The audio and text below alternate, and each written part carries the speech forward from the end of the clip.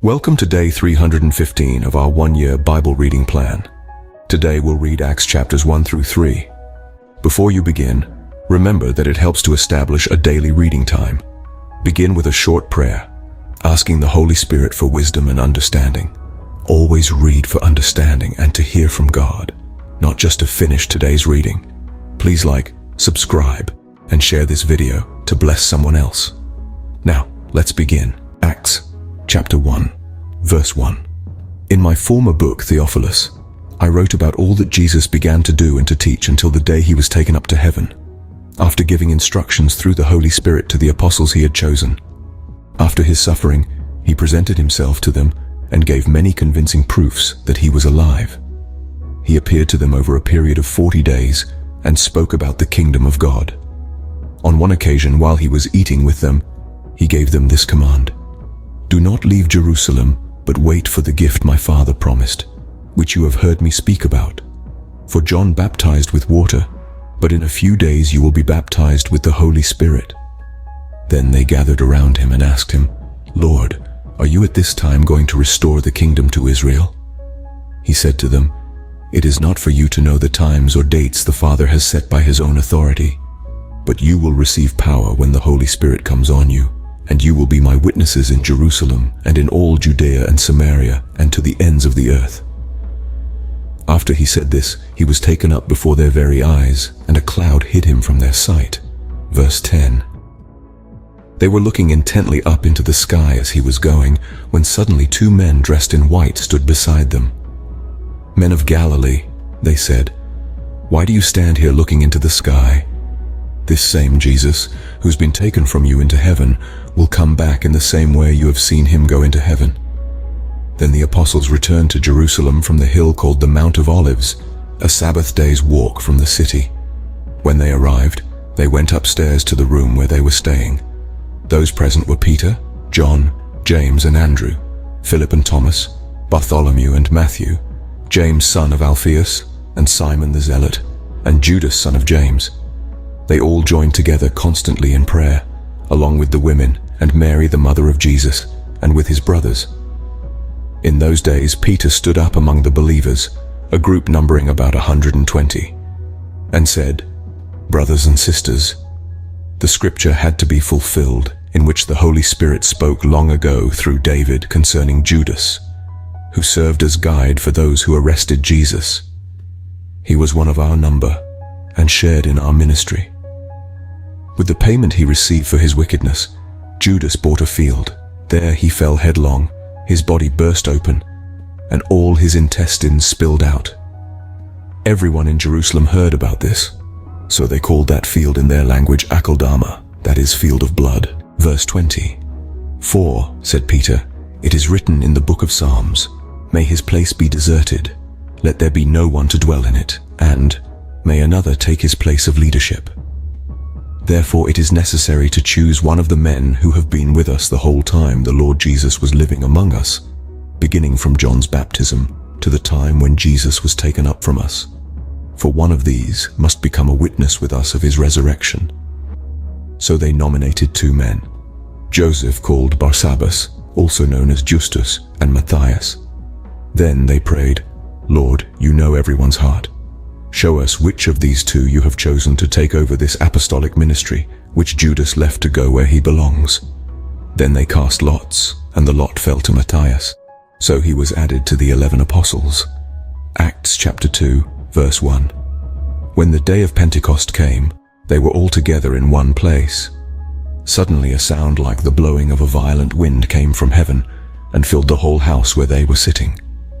They saw what seemed to be tongues of fire that separated and came to rest on each of them. All of them were filled with the Holy Spirit and began to speak in other tongues as the Spirit enabled them. Now they were staying in Jerusalem, God-fearing Jews from every nation under heaven. When they heard this sound, a crowd came together in bewilderment, because each one heard their own language being spoken. Utterly amazed, they asked, "Aren't all these who are speaking Galileans? Then how is it that each of us hears them in our native language? Parthians, Medes and Elamites, residents of Mesopotamia, Judea and Cappadocia, Pontus and Asia." Verse 10.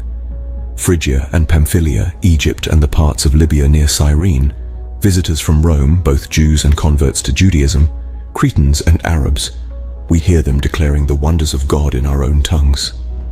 Amazed and perplexed, they asked one another, "What does this mean?" Some, however, made fun of them and said, "They have had too much wine." Then Peter stood up with the 11, raised his voice, and addressed the crowd. "Fellow Jews, and all of you who live in Jerusalem, let me explain this to you. Listen carefully to what I say. These people are not drunk, as you suppose. It's only 9 in the morning. No, this is what was spoken by the prophet Joel. In the last days, God says, I will pour out my spirit on all people.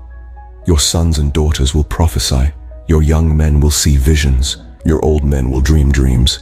Even on my servants, both men and women, I will pour out my spirit in those days, and they will prophesy. I will show wonders in the heavens above and signs on the earth below, blood and fire and billows of smoke." Verse 20. "The sun will be turned to darkness and the moon to blood before the coming of the great and glorious day of the Lord, and everyone who calls on the name of the Lord will be saved." Fellow Israelites, listen to this. Jesus of Nazareth was a man accredited by God to you by miracles, wonders and signs, which God did among you through him, as you yourselves know. This man was handed over to you by God's deliberate plan and foreknowledge, and you, with the help of wicked men, put him to death by nailing him to the cross. But God raised him from the dead, freeing him from the agony of death, because it was impossible for death to keep its hold on him. David said about him, "I saw the Lord always before me. Because he is at my right hand, I will not be shaken. Therefore my heart is glad and my tongue rejoices. My body also will rest in hope, because you will not abandon me to the realm of the dead. You will not let your Holy One see decay. You have made known to me the paths of life. You will fill me with joy in your presence." Fellow Israelites, I can tell you confidently that the patriarch David died and was buried, and his tomb is here to this day. Verse 30. "But he was a prophet, and knew that God had promised him on oath that he would place one of his descendants on his throne. Seeing what was to come, he spoke of the resurrection of the Messiah, that he was not abandoned to the realm of the dead, nor did his body see decay. God has raised this Jesus to life, and we are all witnesses of it. Exalted to the right hand of God, he has received from the Father the promised Holy Spirit and has poured out what you now see and hear. For David did not ascend to heaven, and yet he said, 'The Lord said to my Lord, sit at my right hand until I make your enemies a footstool for your feet.' Therefore let all Israel be assured of this. God has made this Jesus, whom you crucified, both Lord and Messiah." When the people heard this, they were cut to the heart, and said to Peter and the other apostles, "Brothers, what shall we do?" Peter replied, "Repent and be baptized, every one of you, in the name of Jesus Christ for the forgiveness of your sins, and you will receive the gift of the Holy Spirit. The promise is for you and your children and for all who are far off, for all whom the Lord our God will call." Verse 40. With many other words he warned them, and he pleaded with them, "Save yourselves from this corrupt generation." Those who accepted his message were baptized, and about 3,000 were added to their number that day. They devoted themselves to the apostles' teaching and to fellowship, to the breaking of bread and to prayer. Everyone was filled with awe at the many wonders and signs performed by the apostles. All the believers were together and had everything in common. They sold property and possessions to give to anyone who had need. Every day they continued to meet together in the temple courts.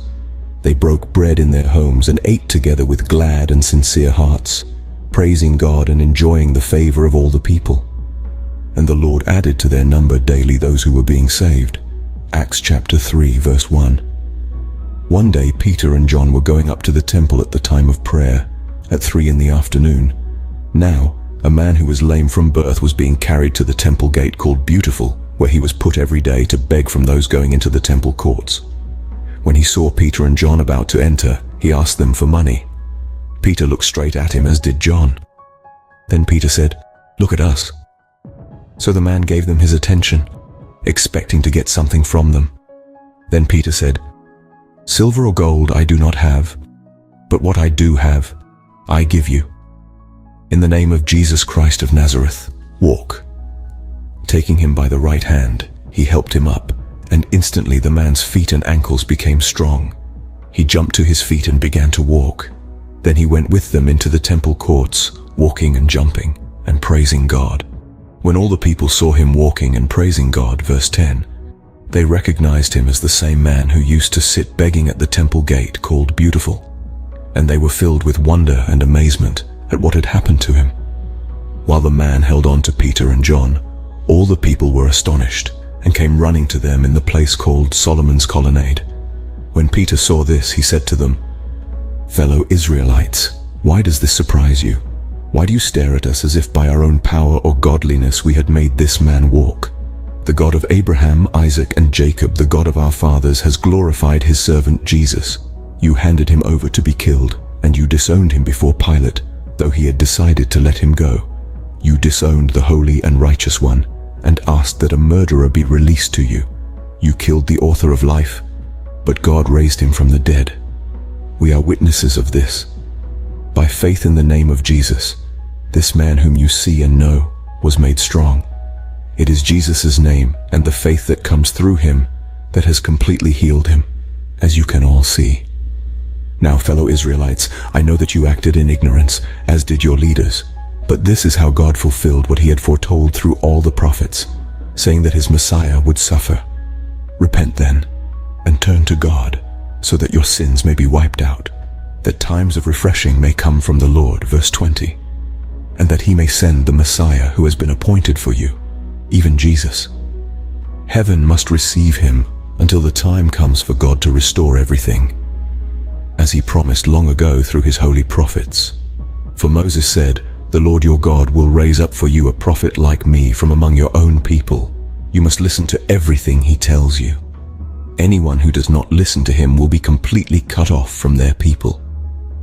Indeed, beginning with Samuel, all the prophets who have spoken have foretold these days, and you are heirs of the prophets and of the covenant God made with your fathers. He said to Abraham, "Through your offspring all peoples on earth will be blessed."